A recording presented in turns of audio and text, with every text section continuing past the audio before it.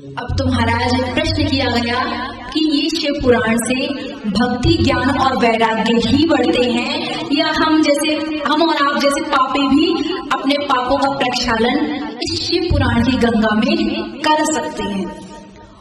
अब तो इस प्रकार प्रश्न किया गया और कहते हैं के विशुद्ध यंतनया कथया पापिना कलौ वरदान कृपया सूत कृतार्थम भुवनम। कि महाराज इस सत्संग की गोता में गंगा में गोता केवल भक्तिमान पुरुष ही लगा सकते हैं या हम जैसे पापी भी इस घाट पर उतर सकते हैं। और यदि उतर सकते हैं तो के विशुद्ध यंती, कैसे कैसे पापी विशुद्ध हो जाते हैं शिव पुराण की कथा सुनकर। अब तो महाराज सूत जी ने कहा हम ये जो हमने प्रश्न किया ना, ये प्रश्न ही समाप्त कर देते हैं। कैसे कैसे पापी नहीं, जिसने पाप के अलावा कुछ भी नहीं किया, जीवन पर्यंत पाप किया, वो भी यदि एक बार शिव पुराण सुन ले तो उसकी भी मुक्ति हो जाती है। और कहते हैं ये मानवा पाप कृतो दुराचार कामादीनता नित्यं शुद्धयन्त्येव। ये मानवा पाप करता तो सर्वदा, यदा कदा नहीं, सर्वदा, जो सदा पाप करता रहे, ऐसा पापी भी यदि एक बार श्रवण कर लेगा तो उसकी मुक्ति अवश्य हो जाएगी।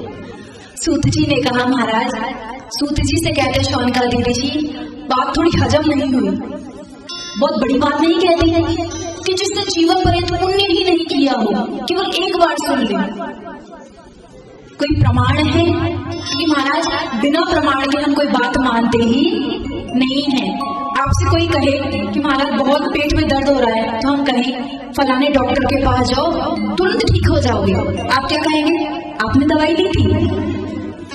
हम कहें दवाई तो नहीं ली पर नाम बहुत सुना है, तो आपको विश्वास नहीं होगा। पर हम कहें हाँ हमने दवाई ली थी, एक दिन में फायदा लग गया था, तो आप तुरंत जाएंगे क्योंकि व्यक्ति प्रमाण मांगता है। क्या प्रमाण है इसका? तो आज शौनका देवी जी कहती हैं इस शिव पुराण के श्रवण से पापी अपने पापों को धो सकते हैं। क्या प्रमाण है? तो प्रमाण देते हुए कहते हैं महाराज आसीत किरार नगरी ब्राह्मणों ज्ञान दुर्बला दरिद्रो रस विक्रेता वेद धर्म परामुख। हम आपको अब एक इतिहास की कथा सुनाते हैं।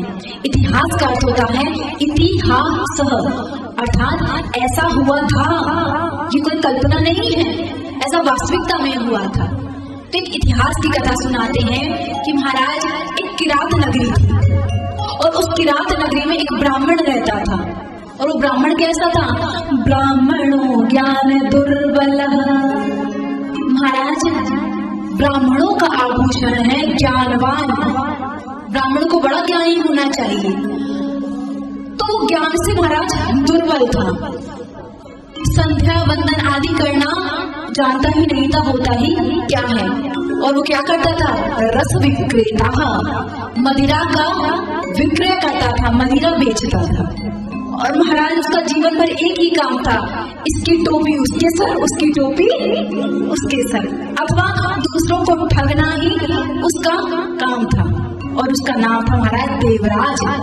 नाम तो था देवराज लेकिन काम था शूद्रों से भी गिरा हुआ। हम नाम तो बहुत अच्छे अच्छे रख देते हैं लेकिन महाराज भविष्य में पता चलता है उस नामों के अनुकूल गुण होंगे भी या नहीं। नाम तो रख दिया हमारा लक्ष्मी, बेचारी झाड़ू काट रही है। नाम तो रख दिया शेर सिंह और तलवार दिखा दो तो बिल्ली बिल्ली की तरह हो जाए। तो नाम भी ऐसा रखना चाहिए जो आपके गुणों पर सूट करे, आपके गुणों के अनुकूल हो। तो नाम था देवराज लेकिन काम था महाराज उसका राक्षसों की भांति। दरिद्रो रस विक्रेता वेद धर्म परामुखा संध्या स्नान परिभ्रष्टो वैश्य वृत्ति परायणा। न महाराज स्नान करना, न संध्या वंदन करना, न भगवान को पूजना, न पूजा, न पाठ, कोई भी ऐसा करते नहीं था जो ब्राह्मण के अनुकूल हो। और महाराज शरीर तो उसको ब्राह्मण का मिल गया था पुण्यों से, लेकिन कर्मों से वो वैश्य था, क्योंकि रस का विक्रेता था। अब महाराज एक दिन की बात, उसकी कुछ मित्र मंडली थी, वह एक ही काम करता था, कोई भी आ जाए तो उसने कोडवर्ड बना रखा था। कोई भी आए तो कहता था हर हर, मतलब इसका सब कुछ हर लो, जो भी धन लाया है इसको सबको हर लो। अब वो समझते तो थे नहीं महाराज हर का मतलब क्या कह रहा है, क्योंकि ये जो कोडवर्ड होता है ये हर किसी के समझ में नहीं आता। एक उदाहरण के माध्यम से समझिए कि एक बार एक व्यक्ति घर से निकला, वो हेलमेट पहनना भूल गया। अब महाराज आराम से अपने पूरे वेग से गाड़ी चला रहा, ट्रैफिक पुलिस वाले ने रोक लिया और रोकते हुए कहता हेलमेट कहाँ है? तो कहता है महाराज भूल गया, चालान कटवाओ। तो वो देख लो ना कुछ ले दे के बाद रफा दफा हो जाए। तो उसने कहा कि ठीक है 100 रुपए दे दे। अब महाराज उसने 100 रुपए दिए और कहा कि एक बात बताओ, हमने 100 रुपए इधर दिए, अगले चौराहे पे जाएंगे फिर कोई पकड़ लेगा तो 100 रुपए उसको दे, हमारा तो हो गया यहीं पे भंडारा फिर तो कहा ऐसा नहीं, तू आगे वाला जो भी लोगे उसको कह देना कौआ, तो वो तुझे जाने देगा। अब तो महाराज पूर्ण वेग से वो गाड़ी चला रहा, फुल स्पीड से चले ही जा रहा, किसी ने रोका, मतलब अगले चौराहे पर ट्रैफिक पुलिस ने, तो कहता है कौआ, तो कहता है फिर रोका पुलिस वाले ने, तो कहता कौआ। वैसे पूरा दिन व्यतीत हो गया। अब उसने सोचा ये अच्छी बात हाथ लगी, हेलमेट पहनने की भी आवश्यकता नहीं है, कौआ कहते कहते काम अपना अच्छा चल रहा है। अगले दिन जानबूझकर नहीं पहन कर आए। अब तो महाराज आराम से गाड़ी चला रहा था, जैसे ही ट्रैफिक पुलिस ने रोका तो कहता कौआ, तो वो कहता साइड में आजा आज कबूतर है। तो महाराज कहने का अर्थ ये है कि जो कोड वर्ड है ये हर किसी के समझ में नहीं आता। ये तो वो देवराज और देवराज के मित्र जो दुष्ट थे वही जानते थे। हर का मतलब है ये जितना माल पानी लाया है सबका हरण कर लो। अब तो हर हर ऐसा कहता रहा। एक दिन की बात महाराज, पता नहीं कौन से इसके पुण्य उदित हुए, ये वैश्या के पास जा रहा था बहुत सुंदर मार्ग से, इसने गजरा खरीदा और सुंदर वैश्या को प्रदान करने के लिए जा रहा था। लेकिन मार्ग में ही एक शिवालय पड़ा, वहाँ बहुत सुंदर शिव पुराण की कथा हो रही थी। शिव पुराण की कथा हुई, थोड़ा तो रुका, फिर सोचा मुझे क्या लेना देना इनसे, मैं तो मस्त जाता हूँ, खूब ऐश करूंगा। लेकिन इतनी जोर से महाराज उसके बुखार चढ़ा, ज्वर पीड़ा इतनी जोर से सताई कि वो मूर्छित होके वहीं पर गिर गए। अब वो जो गजरा था उसे बोझा जैसा लगने लगा, फेंक के मारा तो शिव जी के ऊपर जाके पुष्प प्रदान हो गए। और भोलेनाथ तो महाराज इतने भोले हैं, नाम ही इनका क्या है भोले, लेकिन याद रखिए एक और नाम है भाले, जो इनके भक्तों को सताता है। अभी आपने सुना ना, मार्कंडेय ऋषि को यमराज लेने आए तो भाला लेकर दौड़ पड़े। एक नाम है भोले और एक नाम है भाले। एक नाम है भोले तो एक नाम है भंडारी। महाराज आपको कुछ भी चाहिए तो आप भंडारी जी के पास ही जाओगे कि भंडारी जी थोड़ी सी चीनी देना, थोड़ी सी चावल देना, तो ये भी क्या है भंडारी। तो महाराज यहाँ भोले बाबा को महाराज माला चढ़ाई, भोलेनाथ तो बड़े ही प्रसन्न हुए, कितनी सुगंधित माला। अब वह ज्वर से पीड़ित हो गया और कहते हैं 1 महीने तक वो वही पड़ा रहा और शिव पुराण की कथा लगातार 1 महीने तक चल रही थी और उसके कान में वो पड़ती रही। वो नहीं चाहता था सुनना, लेकिन फिर भी उसके कान में तो जा रही थी। और महाराज कहते हैं जो वस्तु शक्ति होती है वो ज्ञान की अपेक्षा नहीं करती। आपको ज्ञान हो या ना हो, जहर पी लिया तो मरना आपको पड़ेगा। आपको ज्ञान हो नहीं हो, अमृत पी लिया है तो अमर होना ही पड़ेगा। तो जहर खाने से मरना पड़ता है, अमृत पीने से महाराज अमर हो जाते हैं, तो क्या कथा से तरना नहीं पड़ेगा? आप मन लगा कर सुनो या बेमन से सुनो, यदि कान में आपकी कथा जाएगी तो कथा तो अपना काम करके ही रहेगी। क्यों? क्योंकि वस्तु शक्ति ज्ञान की अपेक्षा नहीं करती। लेकिन हाँ इतना अवश्य है कि मन लगा के यदि कथा सुनोगे तो वो जल्दी से प्रभावशाली होगी। और यहाँ वहाँ मन है, यहाँ तो बैठे हैं और मन है, न जाने जयपुर में कैसी सर्दी पड़ रही होगी, हम तो सोच के आए थे बहुत सर्दी पड़ेगी, यहाँ तो इतनी सर्दी है नहीं। बहू क्या कर रही होगी, वो भी आ जाती तो अच्छा रहता। अब 2 दिन की छुट्टी में तो क्या चला जाता है। तो यदि इस प्रकार से अपने मन में ताने बाने बुनते हुए कथा सुन रहे हैं तो कथा तो प्रभाव दिखाएगी, पर उसका प्रभाव थोड़ा कम हो जाए। अब यदि दवाई खाते रहें फुल परहेज के साथ यदि दवाई खाएंगे तो जल्दी से प्रभाव दिखाएगी, लेकिन खटाई भी, मिठाई भी, दवाई भी, तो दवाई प्रभाव तो दिखाएगी पर धीरे धीरे। अब तो महाराज कहा गया कि ना चाहते हुए भी वो देवराज 1 महीने पर्यंत उसने कथा सुनता रहा और जैसे ही कथा समाप्त हुई उसकी मृत्यु हो गई। यमराज के महाराज दूत आए, उसको ले जाने लगे। यमराज के दूत उसे खींचकर जैसे ही ले जाने लगे, इतने में महाराज शिवजी के गण आए। और शिवजी के गण कहते हैं कहाँ? तो यमराज के जो दूत थे वो कहते हैं तुम ये सफेद कहाँ से, तुम ये बताओ तुम काले कलूटे कहाँ से आए? तो कहा महाराज हमारा ग्राहक है, लेने आए हैं। तो कहीं तुम्हारा ग्राहक नहीं है, ये भोलेनाथ का अब गण बन चुका है। अब तो यमराज के दूत कहते हैं रहने दो, तुम इनकी जन्म पत्री तो देखो, इसने क्या नहीं किया। मांस खाना, मदिरा खाना, नहाना नहीं, संध्या वंदन से वंचित, ऐसा कौन सा दुष्कर्म है जो इसने नहीं किया? इस पुण्य के प्रभाव से आप इसे ले जाना चाहते हैं। तब तो कहा क्या तुम्हें पता नहीं, इसने आजीवन हर हर का जाप किया है, और हर और कोई नाम नहीं, हर नाम है हमारे भोलेनाथ का। काल हर, कष्ट हर, दुख दारिद्र हर, हर हर महादेव। अब तो कहा कि हर तुम्हारे भोलेनाथ का नाम नहीं लेता था, ये तो ठगने के लिए नाम लेता था। तो कहा देखो ठगने के लिए नाम अभी पड़ा है, पर हमारे भोलेनाथ का नाम हर तो आदिकाल से है। तो कौन सा नाम सच्चा माना जाएगा?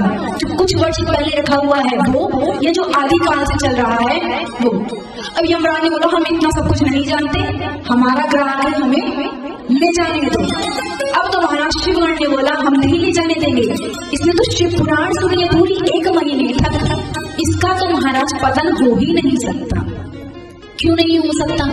ऐसे समझिए एक बार एक जंगल में महाराज कुछ जगमगा रहा था, कुछ लाइट सी आ रही थी। तो किसी ने सोचा लगता है जुगनू है, चल के दर्शन करना चाहिए, तो चल दिया।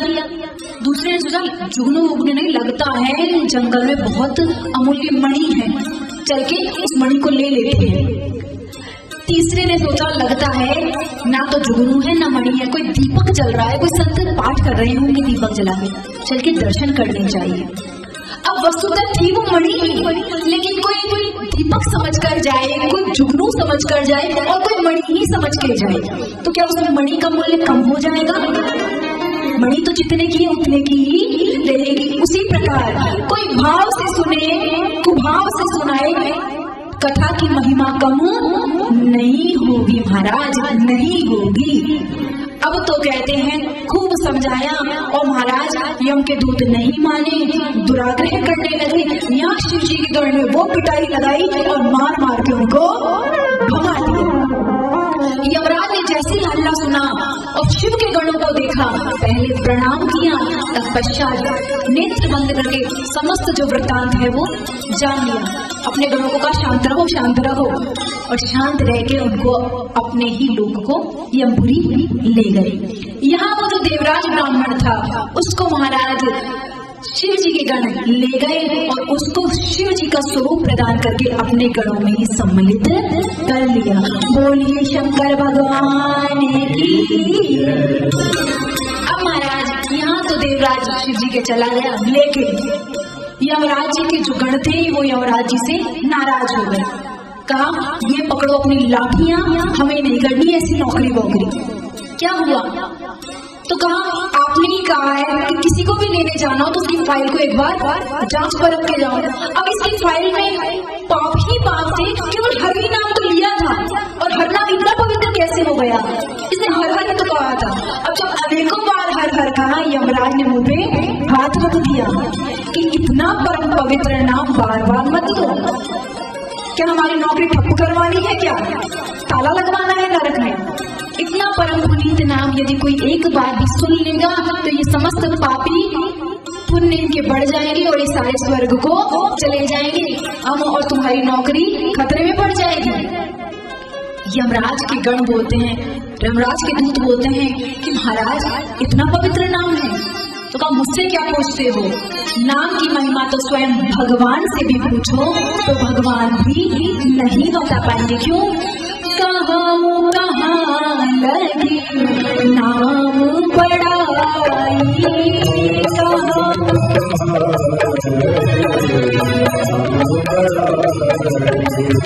राम सखी नाम गुण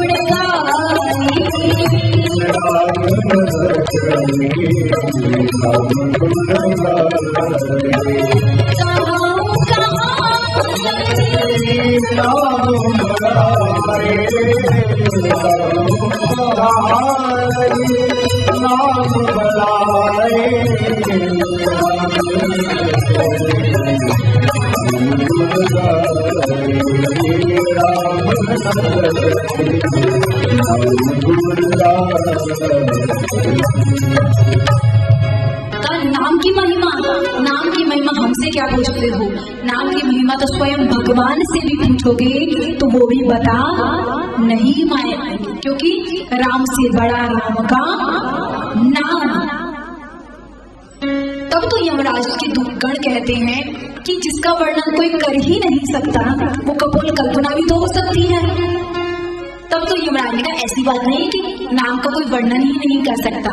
मैं हूँ, कुछ लोग हैं, द्वादश भागवत ऐसे हैं जो नाम की महिमा जानते हैं, जिनमें मैं भी हूँ, पर पूर्ण नाम की महिमा तो कोई भी जान नहीं सकता। क्योंकि जब राम जी अवतरित हुए तो उन्होंने तो एक ही अहिल्या का उद्धार किया, लेकिन भगवान के नाम ने तो न जाने कितनी अहिल्या का उद्धार कर दिया।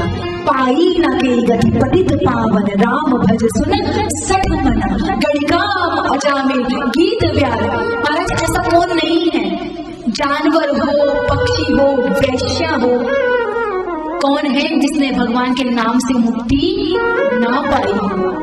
और गणिका की कथा तो इतनी महाराज परम पवित्र है कि कुछ संत मंडली आई और गणिका ने कहा कि महाराज मैं ये पाप करती करती थक गई हूँ, कुछ मुझे भी मंत्र दीजिए।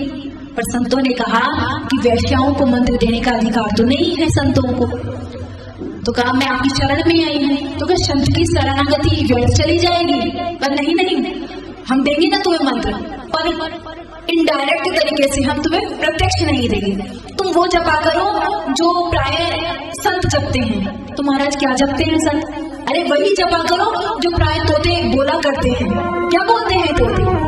अरे वही जो सबसे सरल है, बच्चा भी बोल सकता है। तुम्हारा राम राम। संतों ने कहा हाँ वही वही वही। तो महाराज गणिका को इस प्रकार नाम मंत्र दिया गया और उसका उद्धार हो गया। गणिका का इस प्रकार हुआ और ध्रुव सगलान जपेऊ हरि नाम और पावा अनूप अचल अनुपम ठाव। ध्रुव जी ने तो सौतेली माँ के दुर्वचनों से व्यथित होकर भगवान का नाम जपा था, लेकिन ध्रुव जी ने भी ध्रुवलोक को प्राप्त कर लिया। इसलिए भाई उभाय अनख आलसहु नाम जपत मंगल दिसी दसहु। नाम की महिमा इतनी है तो आइए एक बार भगवान का नाम ले लिया जाए। अरे होई गई भव से पार लेकर नाम तेरा, अरे होई गई भव से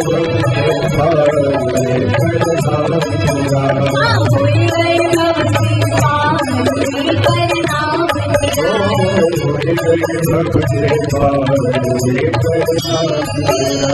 नाम तेरा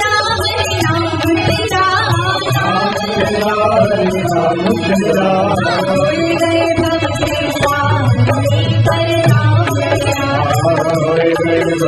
नाम तेरा।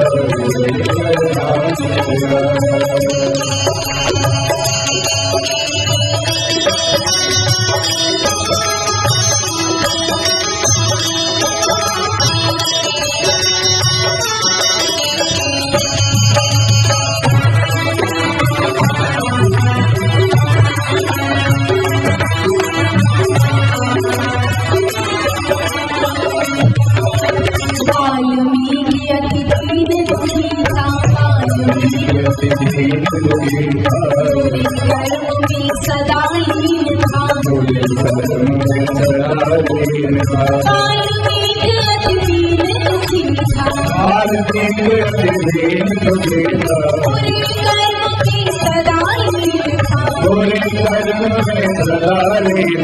रामायण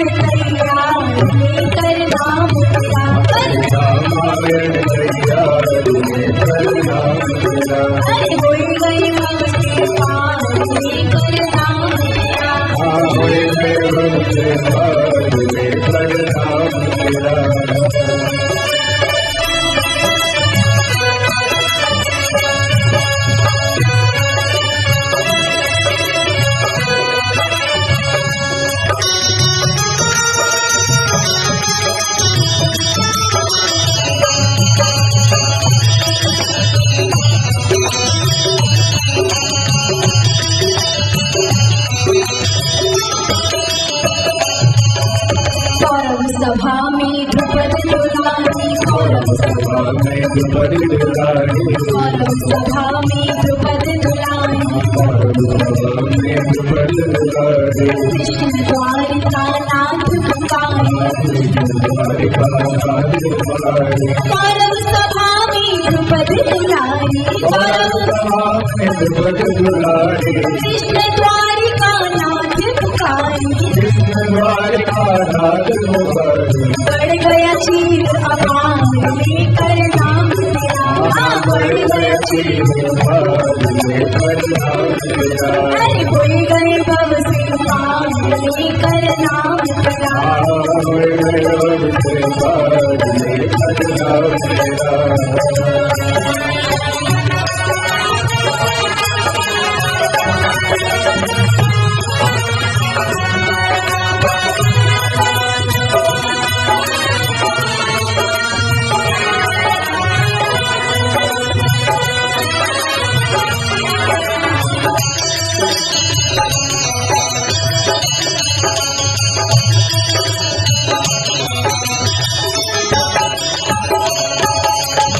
तेरा गिरधर नाम पुकारे विष अमृत कर दिया मुरारे वीरा गिरधर नाम पुकारे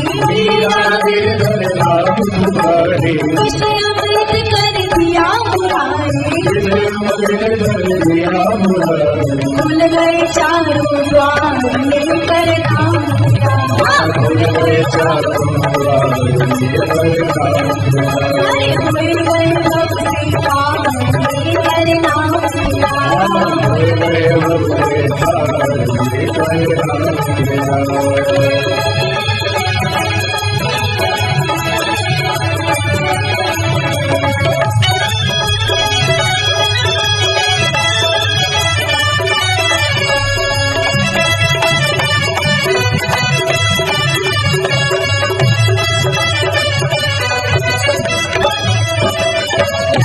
नाम को जो कोई ध्यावे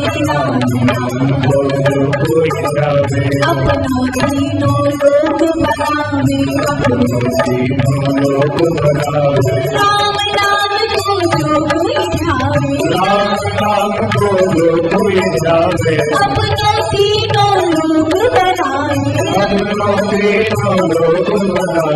सब साधन को सारे नाम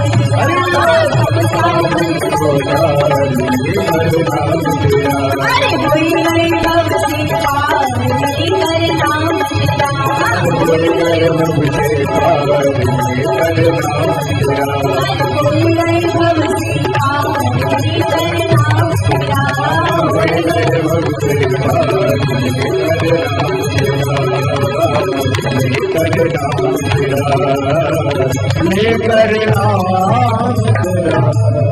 बोलिए शंकर भगवान की राम नाम की हर हर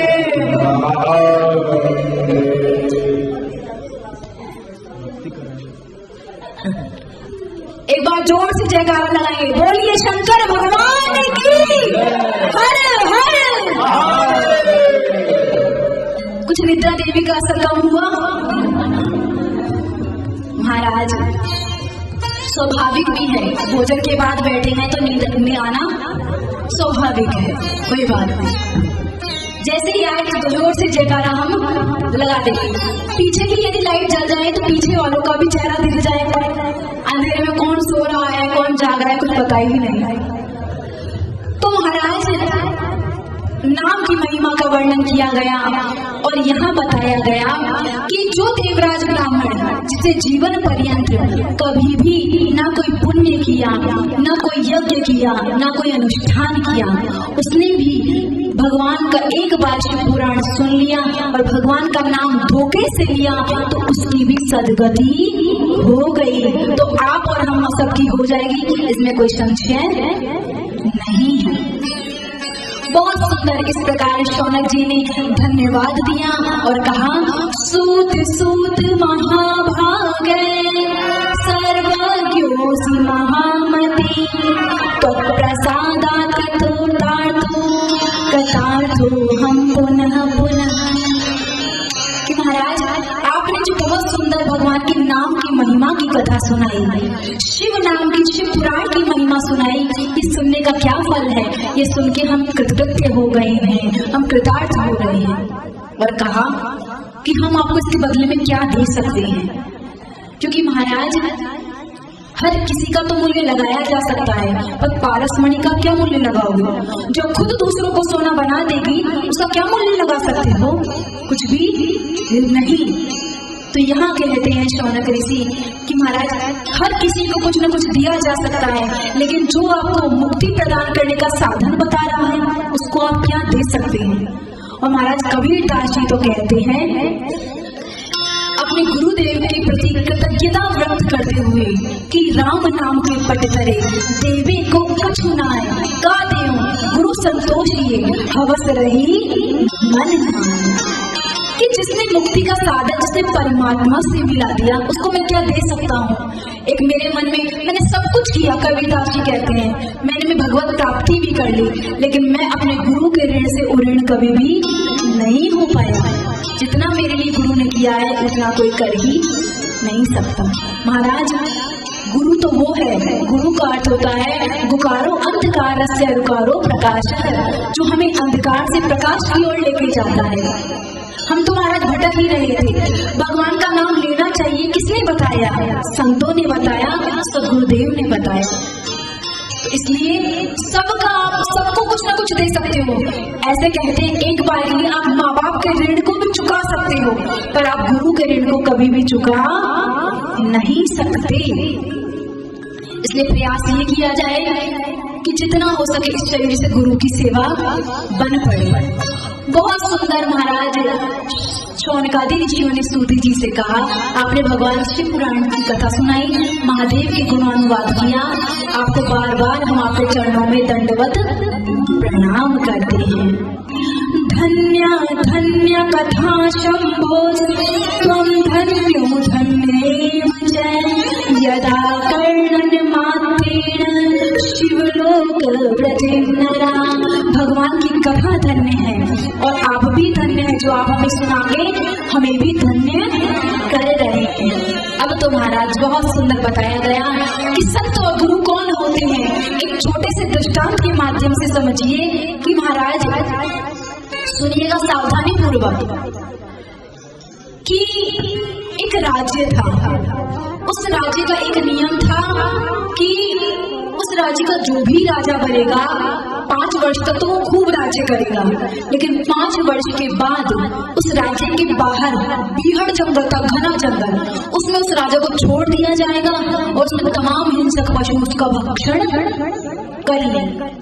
उस राज्य का ये नियम था। अब जो भी राजा बने पहले तो शौक में महाराज बन जाएगा, लेकिन उसके बाद जैसे ही 5वां वर्ष समाप्त हो सबकी धड़कनें तेज हो जाए। लेकिन नियम था, वहां के जितने सैनिक थे वो उन्हें पकड़ते और उसे बीहड़ जंगल में धकेल देते। अब तो कोई भी वहां का राजा बनना ही नहीं चाहता। अब तो दूसरे नगरों में जाके घोषणा करवाई गई, बहुत मारा ढोल नगाड़े बाजों से कि अमुक राज्य का कोई राजा बन जाए, राजा बन जाए, पर कोई बनने को तैयार ही नहीं। एक संत गुजर रहे थे वहां से, सिद्ध संत। तो उन्होंने सैनिकों से कहा हम राजा बनना चाहते हैं। सैनिकों ने कहा काहे को आफत मोल ले रहे हो, अच्छा वाला भजन तो कर रहे हो, पता है 5 वर्ष तक तो राज्य करोगे, मनमानी कर सकोगे, लेकिन 5 वर्ष के बाद बिहार जंगल में छोड़ दिए जाओगे। वहां पे तमाम इन सब पशु नाश्ता कर जाएंगे, आपका पता भी नहीं चलेगा। तो कहा संत ने 5 वर्ष तो हम अपने मन का कर सकते हैं। तो कहा 5 वर्ष तो कर सकते हो, तो हम बनना चाहते हैं। सैनिकों ने कहा आप खुद के ही पैरों पर कुल्हाड़ी मारना चाहते हो, हम क्या करें, आ जाइए। अब तो वो संत थे जो वो राजगद्दी पर बैठे और उन्हें राजा की पदवी दे दी गई। जैसे ही वो संत राजा बने तो सबसे पहले बैठे ही गद्दी पर घोषणा कर दी कि जितने भी बिगड़ जंगल है सबको कटवा दिया जाए। महाराज अब राजा का आ गया, और पहले ही सैनिकों ने कहा था कि इस गद्दी पर बैठ के आप मनमानी 5 वर्ष तक कर सकते हैं, कटवा दिए गए। उसके बाद संत ने आदेश दिया कि जितने भी जंगल के वन काटे गए हैं उसमें सफाई करवा दी जाए। सफाई करवा दी, अब प्लाट काटे जाए। महाराज बढ़िया सुंदर सुंदर प्लाट काट दिए, अब उसमें फ्लैट बना दिए जाए, बहुत बहुमंजिला बिल्डिंग बना दी गई। अब तो ऐसा करते करते महाराज 5 वर्ष बीत गए। अब उन संत ने कहा सैनिकों से कि अब बताइए कहाँ जाना है, वहां जाना है या यहीं रहना है। सैनिकों ने महाराज चरणों में प्रणाम करते हुए कहा अब तो वहां जाइए तो भी आनंद है, यहाँ रहिए तो भी आनंद है। तो ये तो थी कथा, ये तो थी दृष्टांत। संकेत क्या कर रहा है महाराज, ये जो 5 वर्ष की आयु का राज्यकाल है ना, ये क्या है, ये हमारा मानव देह। हमको भी राज्य दिया जाता है, हम भी राज्य करते हैं, लेकिन जो दूसरे राजा थे उनकी तरह राज्य खूब करते हैं, होश ही नहीं रहता कि आगे कहीं और बिहार जंगल में नरक में धक्का देकर गिरा दिए जाएंगे। क्या विडंबना होने वाली है। खूब 5 वर्ष तक ऐश करते हैं, मौज, जितनी भी आयु आपको दी गई है 5, 70, 100, 80 जितनी भी, खूब आनंद करते हैं, चकाचक माल खाते हैं, खूब ऐश करते हैं, लेकिन जैसे ही मौका आता फिर घबराते हैं, फिर यमराज के दूत आते हैं और धक्का देके हमें पटक देते हैं। लेकिन इसी शरीर में संत भी आते हैं, और वो संत क्या करते हैं, संत महाराज इसमें आके ऐशो आराम नहीं करते, अपना परलोक संवारने की तैयारी करते हैं, खूब भजन करते हैं, अनुष्ठान करते हैं महाराज, कि जिससे जो आने वाला है समय वो भी बहुत अच्छा सा बीते। और त्रिकालदर्शी होते हैं, देख लेते हैं कि आगे हमें ठाकुर जी के लोक को जाना है। यमराज सर झुकाता हुआ आता है, जैसे वो सैनिक आए थे सब। अब तो वो कह देते हैं चाहे यहाँ रहे चाहे वहां, दोनों यहाँ ही आनंद है।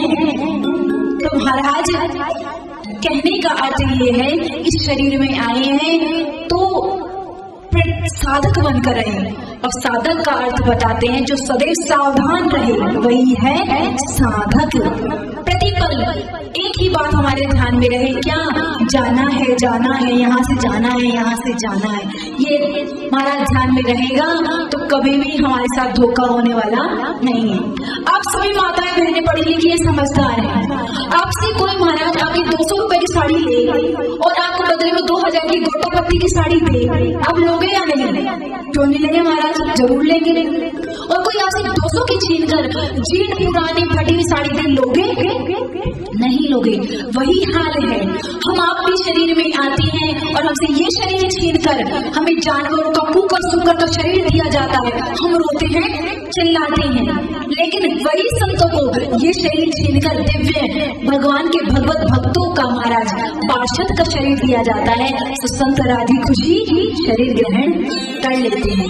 इसलिए महाराज कबीरदास जी का बहुत सुंदर एक पद है कि जब महाराज आपने देखा होगा पहले जब कन्या का विवाह होता था तो महाराज गौना बाद में होता था, शादी पहले ही हो जाती थी छोटी सी उम्र में। और आपने देखा होगा जब गौना होता था तो बालिका कितनी रोती थी। अब बालिका बोलती थी नहीं जाना, फिर भी माँ बाप उसे जबरदस्ती भेजते ही थे। एक ना एक दिन तो ससुराल सबको जाना है, चाहे अच्छा लगे या ना लगे। उसी प्रकार हमें अच्छा लगे या ना लगे, हमें भी अपने परम पति के पास जाना ही है। लेकिन महाराज देखना, पहले तो बच्चियां आनाकानी करती थी, पर आजकल की बच्चियां आनाकानी नहीं करती। क्यों नहीं करती? पहले वीडियो कॉल में देख लेती है ससुराल अच्छा है, सासू माँ भी अच्छी है, पतिदेव भी अच्छे हैं, हमारा रूम भी बहुत अच्छा है, तो सब वीडियो कॉल में देख लेती है तो रोना धोना अब नहीं करती। तो महाराज उसी प्रकार हम आपको डरते हैं, क्यों कि हम मृत्यु के बाद न जाने कहाँ जाएंगे। पहले की डरती थी, क्यों डरती थी? उन्हें पता नहीं होता था कैसा ससुराल है, कैसे ससुराल वाले हैं, लेकिन संतों को पता होता है कि हमें कहाँ जाना है, तो वो आजकल की कन्याओं की तरह रोते धोते नहीं है। इसलिए महाराज अच्छा लगे या ना लगे, एक ना एक दिन तो हमें जाना ही है। कबीर दास जी कहते हैं, अरे बुरा लगे चाहे नो जी, दोनों का अर्थ होता है महाराज अच्छा। बुंदेलखंड का वजन है हमारे यहाँ एमपी का ही, आपको गंदा लगे या अच्छा, एक ना एक दिन तो आपको जाना ही है। बुरा लगे चाहे नो जी, एक दिन गोनो हो जी, बुरा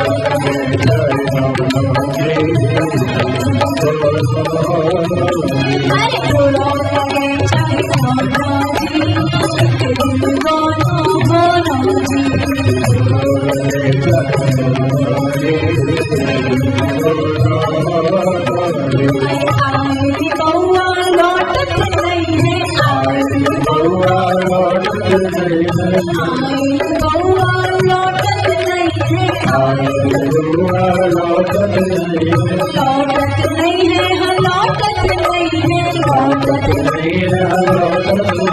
चाहे कौन दियो सोनो जी, दिल गोनो हो, चाहे कौन दियो सोनो जी।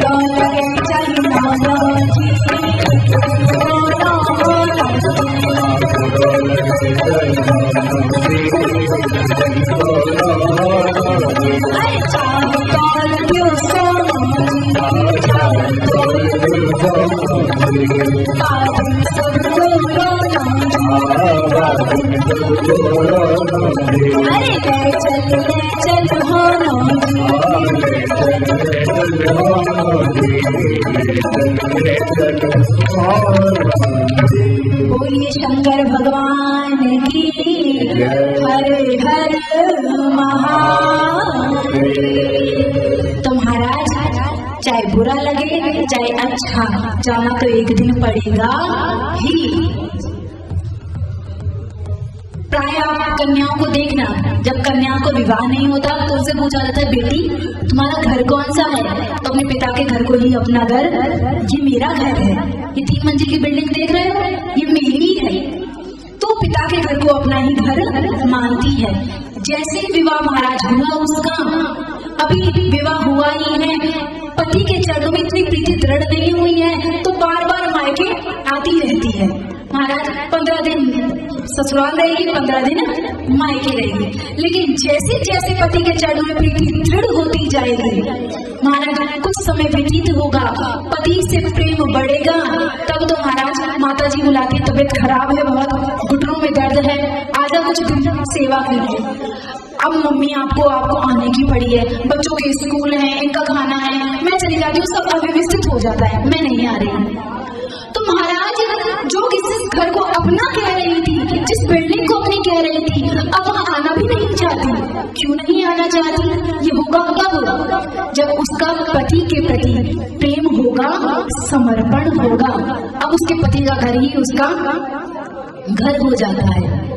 महाराज जब नई नवेली से दुल्हन बन के जाती है, डरी सहमी सीख जाती है, घर में किसी को नहीं जानती, हर काम मम्मी जी ऐसा कर लूं, मम्मी जी ऐसा कर लूं, हर काम सासू माँ से पूछ कर करती है, डरी डरी से। लेकिन वही स्त्री अपनी सेवा के बल पर खूब सासू की सेवा करती है, खूब पति की सेवा करती है। एक दिन ऐसा आता है कि पति देव 8 के 10 बज जाए, तुम्हारा डरते डरते घर में प्रवेश करते हैं। अब चिल्लाएगी, कहाँ लगा दी इतनी देर, इतने लेट क्यों हो गए, बता के क्यों नहीं आए, फोन क्यों नहीं उठा रहे थे? तो जो खुद डरी हुई आई थी, आज वो सबको डरा के रख रही है। क्यों? किस बल पर? सेवा के बल पर। उसी प्रकार महाराज ये जो जीवात्मा रूपी कन्या है, इसको भी प्रीति कब होगी? ये संसार को ही, यह मेरा है, ये मेरे हैं, ये मेरा घर है, इसको अपना बता रही है। क्यों बता रही है ये जीवात्मा? इसलिए क्योंकि अभी पति से इसका प्रेम हुआ नहीं है, प्रेम पति के चरणों में अभी समर्पण इसका हुआ नहीं है। जिस दिन हो जाएगा उस दिन यहाँ आना भी नहीं चाहेगी, लेकिन होगा तभी जब ठाकुर जी के चरणों में प्रीति बढ़ेगी। हालांकि एक दिन में नहीं बढ़ती। मनुष्याणाम सहस्रेषु कश्चित् अतीव सिद्धाय। गीता में गोविंद कहते हैं कि 1000 मनुष्यों में कोई एक मनुष्य है जो इस मार्ग में लगता है, और लगे हुए में भी लाख लोगों में कोई एक ऐसा है जो सिद्धि को प्राप्त होता है। महाराज आपको लगता ही है कि गवर्नमेंट जॉब में बहुत कंपटीशन है, नहीं, वहाँ के लिए बहुत कड़ा कंपटीशन है। सोचिए 1 लाख लोगों पे एक सीट है, कितना टफ कंपटीशन है, और हमारी तैयारी बिल्कुल भी नहीं है। तो जल्दी से जल्दी अच्छी तैयारी करें। तैयारी करेगा कौन? कोई गाइड होगा तो जल्दी से हमारी अच्छी शॉर्टकट्स बताते हैं ना आजकल कि शॉर्टकट से याद कर लो। तो शॉर्टकट यही है भगवान को प्राप्त करने का, भगवान का नाम। इतनी योग्यता हमें नहीं है कि हम ग्रंथों को पढ़ सके महाराज, क्योंकि ग्रंथों को पढ़ना तो दूर, हम उसके अर्थ का भी अनर्थ कर बैठते हैं। जैसे महाराज एक बार एक व्यक्ति वेद पढ़ रहा था, तो वेद के जो अंतिम प्रश्न है उसमें लिखा हुआ था वेद पढ़ना पाप है। अब होगा विधर्मी, दूसरे धर्म का होगा। अब तो महाराज उस एक पंक्ति को प्रमाण बना के सबको दिखाता है कि देखो वेदों में लिखा हुआ है वेद पढ़ना पाप है, मत पढ़ना कभी। बेचारी भोली भाली सी जनता बोले हाँ राम राम, हम कभी वेद को नहीं पढ़ेंगे। क्योंकि महाराज जो जनता होती है वो बहुत भोली होती है, उसको आप जैसा बताओगे वो वैसा ही करने लग जाएगा। अब सबको यही बताने लगा, जनता महाराज वेदों से दूर होने लगी। अब संतों को लगा ऐसे तो ये सबको वेद से विमुख कर देगा। तो एक बहुत अच्छे प्रबुद्ध व्यक्ति ने कहा जरा बताना कहाँ पे वेद लिखा हुआ है। तो देखो हाँ वेद में लिखा हुआ है। तो वेद के अंतिम पृष्ठ के अंतिम लाइन में लिखा था वेद पढ़ना पाप है। अब उन्होंने कहा थोड़ा पेज पलटने तो नहीं पेज नहीं पलटोगे, लिखा तो है, आगे पीछे क्या देखना। अब तो महाराज उन्होंने कहा नहीं, हम पूरा देखेंगे। और महाराज पेज पलटा तो लिखा हुआ था अशौच अवस्था में, अशुद्ध अवस्था में वेद पढ़ना पाप है। वो तो सही बात है, अशुद्ध अवस्था में पढ़ना तो पाप ही है। तो आगे की बात कोई नहीं बता रहा, बस मात्र छोटी सी पकड़ ली और वेद पढ़ना पाप है ये प्रमाणित कर दी। इसलिए महाराज कोई अज्ञानी जब वेदों को, शास्त्रों को हाथ लगाता है, पढ़ने को जाता है, तो सरस्वती मैया डरने लग जाती है, ये आएगा और अर्थ का अनर्थ भी कर देगा। तो देवता सरस्वती मैया भी डरती हैं जब अज्ञानी पढ़ते हैं। इसलिए हर किसी में इतनी सामर्थ्य नहीं है कि वो समुद्र का पानी पी सके। इसलिए क्या किया गया, बहुत सुंदर भगवान ने व्यवस्था बनाई कि वही समुद्र का पानी बादल ले और बादल क्या करे, उसे मीठा पानी बनाए, और जब पानी बादल बरसाएंगे तो वो पीने योग्य हो जाएगा। उसी प्रकार ये जो महाराज ग्रंथ है, शास्त्र है, ये आप खुद से पढ़ने जाओगे तो बुद्धि और खराब हो जाएगी। यहाँ ये लिखा हुआ है, यहाँ ये कुछ समझ में ही नहीं आता, इसलिए हमने तो पढ़ना ही बंद कर दिया। ऐसा नहीं, ये शास्त्र है खारे समुद्र जैसे, खुद से जाएंगे समझ में नहीं आएंगे, खोपड़ी अलग खराब कर देंगे। लेकिन इन्हीं शास्त्रों को जब कोई संत पढ़ेगा, गुरुदेव पढ़ेंगे, कोई महाराज प्रबुद्ध व्यक्ति पढ़ेगा और फिर आपको समझ जाएगा, तो एक एक बात आपके समझ में आ जाएगी। इसलिए किसी समर्थ संत की शरण में जाइए जो खुद भी पार लगे और आपको भी पार लगाए। बोलिए शंकर भगवान की हर हर। अब तो यहाँ सूत जी ने कहा, आपने बहुत सुंदर कथा सुनाई। अब हमारा प्रश्न ये है कि पापी तो अपने पापों को धो सकते हैं शिव महापुराण में, लेकिन क्या ये शिव पुराण जीते जी ही मनुष्य का कल्याण करती है या मरने के पश्चात भी कर सकती है? तब तो कहा हम तुम्हें एक और इतिहास की कथा सुनाते हैं महाराज, जिसके श्रवण से तुम्हारी शिव जी के चरणों में प्रीति बढ़ेगी। और महाराज ये ऐसी कथा है कि जिसने मरने के बाद प्रेत योनि में जाकर शिव पुराण का श्रवण किया और वो शिव जी का गण बन गया। महाराज जल्दी से सुनाइए, क्योंकि आप जो कथा सुना रहे हैं ना, इससे हमारे कानों की तृप्ति हो रही है। क्योंकि अमृत पीने वाला तो एक ही जना महाराज अमर होता है, लेकिन जिसने कथा सुन ली, अब महाराज आपने कथा सुनी है, अपने तक ही थोड़ी रखोगे। तो आप बोलोगे बिंडा बरकंटन में सुन रहा है, अच्छा कि महाराज शिव पुराण कहीं लिखे हो जाओ, तो खुद सुनेगा व्यक्ति तो 10 लोगों को और सुनाएगा। अमृत पीने वाला तो एक ही व्यक्ति अमर होता है, लेकिन कथा रूपी अमृत को पीने वाले तो पूरे कुटुंब को वो अमर बना देता है। इतनी कथा की महिमा है महाराज। अब समय हो चला है, तो आइए थोड़ा संक्षिप्त करके प्रवेश करते हैं। समुद्र निकटे देशे ग्रामो वाष्कल संज्ञकः वसन्ति यत्र पापिष्टा वेद धर्मोज्जिता जना। समुद्र के निकट एक देश था जिसका नाम था वाष्कल गांव। और महाराज उस वाष्कल गांव में सारे ब्राह्मण ही ज्यादा रहते थे, ब्राह्मणों की मात्रा बहुत अधिक थी। लेकिन ब्राह्मणों का परिचय देते हुए कहते हैं, दुष्टा दुर्विषयात्मानो निर्देव्या जीव वृत्तयः कृषिवरा शस्त्रधरा परस्त्री भोगिनः घना। वहां के ब्राह्मण कैसे थे महाराज? परस्त्री गमन, अपनी स्त्री नहीं दूसरी की स्त्रियों के साथ विहार करना, मांस का भक्षण करना, मदिरा का पान करना, और अपने साथ में धनुष बाण सदा साथ रखना, कुत्तों को साथ रखना, और उनका एक ही काम था क्या? दूसरों को सताना और मारना। सोचिए कि जिस देश का ब्राह्मण ऐसा होगा, अन्य वर्णों का तो कहना ही क्या है, क्योंकि ब्राह्मण समाज का मुखिया होता है। ब्राह्मण को ही आदेश दिया जाता है कि वो आने वाली नीचे के जो 3 वर्ण हैं उनको सुधारे, उनको उपदेश दे महाराज। जैसे जो प्रत्येक प्राणी है उनके महाराज कोई ना कोई अंग कहते शुद्ध है।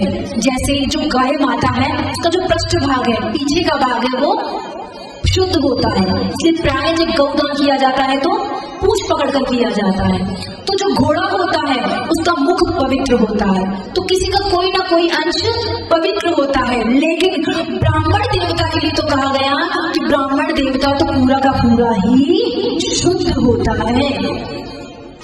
लेकिन ब्राह्मण शरीर में पैदा होने वाला नहीं, कर्म से भी जो ब्राह्मण हो, जो महाराज गायत्री का जाप करता हो, संध्या करता हो, त्रिकाल संध्या करता हो। पहले तो महाराज तीनों वर्णों को आज्ञा थी कि त्रिकाल संध्या करें, एक सुबह, एक मध्याह्न 12 बजे के करीब और एक सूर्यास्त के समय। लेकिन महाराज आजकल ब्राह्मण ही नहीं कर रहे, औरों के तो बात छोड़ो। और आप में से आधे लोगों को तो पता भी नहीं होगा संध्या कहते किसे है। और महाराज फिर बोलेंगे असभ्रष्ट आचारा भा संसारा धर्म सुनिए नहीं काना। पहले जितना अच्छा लगता था ना उतना अच्छा अब नहीं लगता। पहला त्योहारों पे जितना मजा आता था ना अब त्योहारों पे मजा नहीं आता। आएगा कैसे? आप सारे काम उल्टे करोगे और उल्टा फल जाते हो, तो ऐसा होगा क्या? नहीं महाराज। यहाँ संध्या बंधन आदि से हीन वो ब्राह्मण था। और कहा गया लेकिन जो उसकी पत्नी थी उसका बताते हुए कहते हैं सपत्नी चंचुला नाम हित्या नित्यम सुधर्मिणा वैश्यपते बभूवात कामा कुलित मानसा। उस ब्राह्मण का नाम था बिंदुक, और बिंदुक का परिचय देते हुए कहते हैं दुष्टा, दूसरों की पत्नी के साथ गमन करने वाला, क्रूर, ये देते हैं। लेकिन जब पत्नी का परिचय देते हैं तो स्वधर्मणी, नित्या, हित्वा, सबका हित चाहने वाली, धर्मपरायण उसकी स्थिति। अरे महाराज कोई पुरुष यदि डॉक्टर हो तो पत्नी अपने आप डॉक्टरनी हो ही जाती है। पुरुष यदि पंडित हो तो महाराज पत्नी अपने आप ही पंडितानी बन जाती है, चाहे एक श्लोक आए या ना आए। पति यदि मास्टर है तो पत्नी मास्टर आई ना, भले अंगूठा छाप हो। तो यहाँ उल्टा क्यों हो गया? पति यदि दुष्ट है तो पत्नी दुष्टा क्यों नहीं?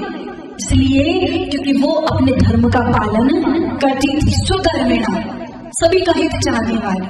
लेकिन जो बिंदुक ब्राह्मण था वो महाराज अपने पथ से भ्रष्ट हो चुका था और वेश्या ले जाना और प्राणांतर कथा तो ये भी आती है, उसने अपने माँ बाप की हत्या भी कर दी थी। इतना वो पतित ब्राह्मण, एक दिन की बात महाराज, उनका विवाह हुआ चंचुला और बिंदुक का। कुछ समय व्यतीत हुआ, धीरे धीरे करके चंचुला ने कुछ समय तो बिना बिंदुक के काट लिया। लेकिन कहते हैं जब युवा अवस्था आती है ना तो दो जो मद होते हैं वो बहुत भयंकर होते हैं, दो नशा जिसे कह सकते हैं। कौन सा? एक तो काम का और एक पैसे का। महाराज पैसे कमाने की जितनी लालसा युवाओं में होती है उतनी वृद्धों और बच्चों में नहीं होती। और जो काम पीड़ा जितनी युवा अवस्था में सताती है उतना वृद्धावस्था में, बाल्यावस्था में नहीं सताती। यदि आपने युवावस्था पार कर दी तब तो आप ब्रह्मचारी बन सकते हैं, लेकिन महाराज युवा अवस्था को पार कर पाना बहुत ही कठिन होता है। ये तो पर स्त्री का संग करता, लेकिन बेचारी चंचुला कब तक महाराज इसका इंतजार करती रहती।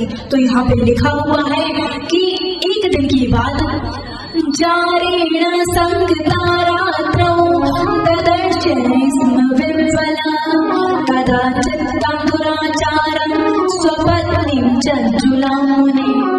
महाराज चंचुला ने भी कुछ समय तक तो अपने धर्म का निर्वाह किया, लेकिन उससे सहा नहीं गया और वो भी जाके पर पुरुष के साथ संग करने लगी। एक दिन की बात, कुछ समय व्यतीत हुआ, वो जो बिंदुक था घर आया और घर आके जैसे ही चंचुला को पति के साथ देखा तो महाराज बहुत ही क्रोधित हुआ। और क्रोधित ही नहीं हुआ, उसे इतना मारा महाराज से बहुत पिटाई लगाई। लेकिन वो इतनी धर्मनी पिटे भी जा रही है हाथ जोड़कर कि मैंने गलत तो किया है। वो पिटे जा रही है। जैसे ही पीट के महाराज वो शांत हो गया तो हाथ जोड़कर कहती है मैं आपसे एक प्रश्न कर सकती हूँ? बोला करो। तो कहती है ध्रुववत्या युवत्या कामाकुलितचेतसा बिना पितार वारं स्यात् कागतिर् में भवान बने कि महाराज मैं रूपवती यौवना चंचला बहुत सुंदर थी, मैं रूपवती, मैं युवावस्था में हूँ, मैं जवान हूँ। बिना पिता के जवानी काटना कितना मुश्किल होता है ये आप भी जानते हैं। आप तो परिस्त्री का संग कर रहे हैं, लेकिन आप चाहते हैं मैं नहीं करूं। महाराज समस्या यही तो आ जाती है, हम क्या चाहते हैं, हम तो मनमानी करें, लेकिन सामने वाला हमारे साथ एकदम ईमानदारी से करे। ऐसा हो सकता है? नहीं हो सकता।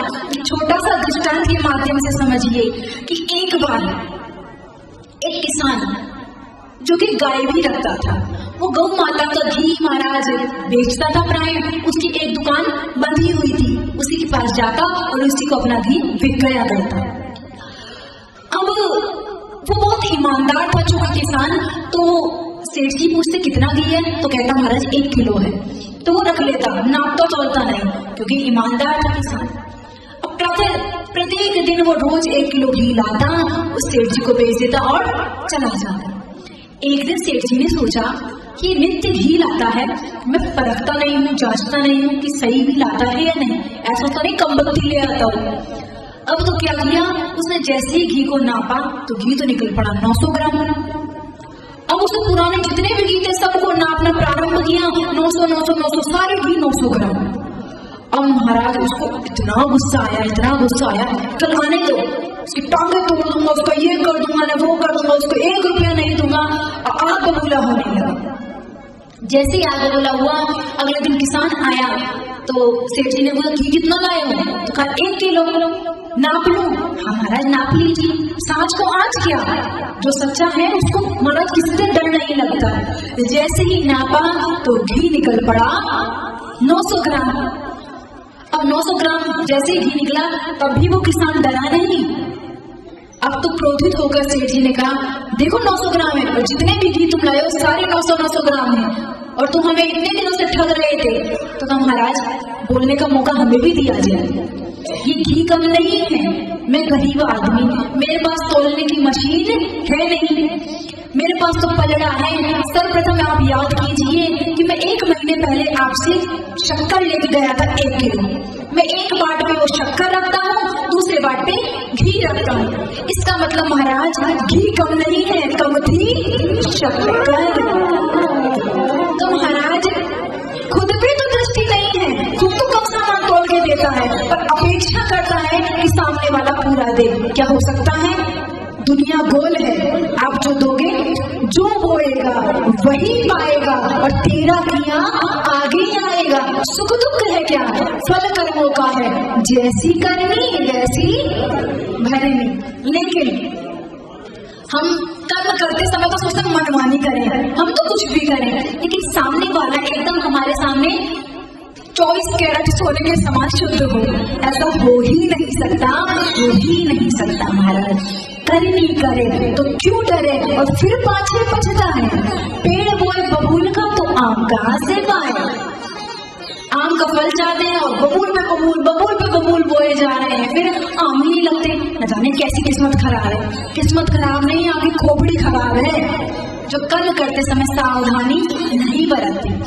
कोई बात नहीं, संत यही कहते हैं, बीत गई उसको ध्यान मत दो। महाराज बहुत गई लेकिन थोड़ी ही बची, नारायण अब चैन